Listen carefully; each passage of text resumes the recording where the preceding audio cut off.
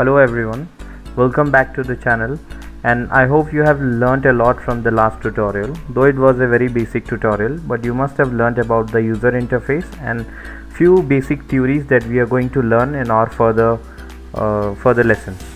Okay, so let's get back to the software and let's start with the footage. So let's load up our image sequence. So this is the image sequence that we are going to load up. Just copy the path, and now let's set up the workspace first. Okay, so like we have to go to environment first, click on basic, because this is the workspace that we are going to work on. Okay, so after this, let's go to the cameras. Let's go to the attribute editor, and on the camera tab you can see live action footage, proxy footage. Under proxy footage there's browse. So let's connect. Okay, so now you can see the now you can see the footage clearly on the screen. So okay, let's play it. So before playing, let's do one thing, like we'll click on playback, we'll export buffer compression file. So this is a very unique feature in 3DEqualizer. We can export the buffer compression file separately, and if you see, I'll show you one thing.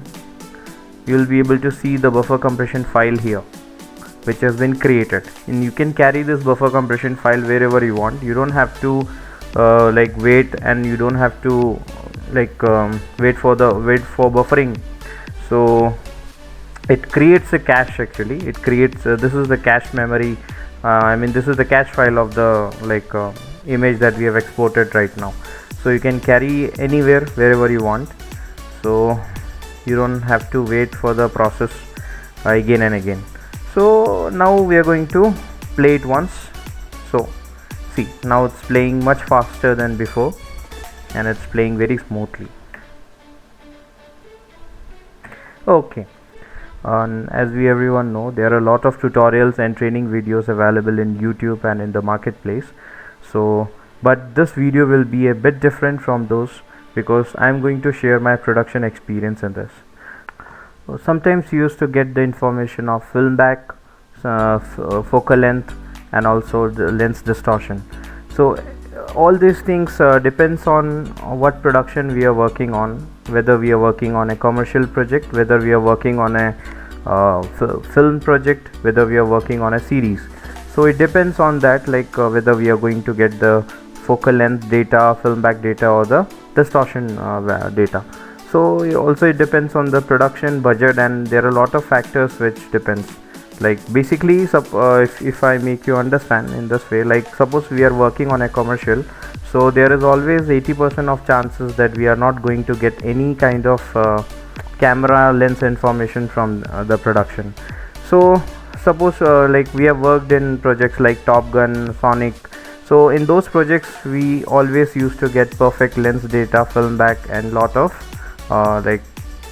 lens distortion on solved distortion lens actually, so that we can directly import and use it.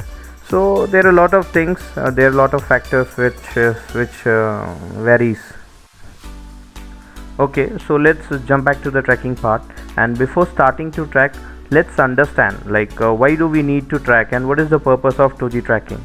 Okay, so the answer of the question is, first one, to calculate and to find out the 3D depth of objects present in the scene.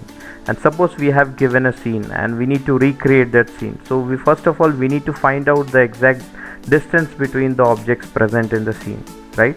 So 2D tracks helps us to find out the 3D depth or the 3D distance between the objects. And the second is to recreate or trace the motion of the camera or an object. So it helps us to find out the animation, or it helps us to find out the motion of the camera or a given object.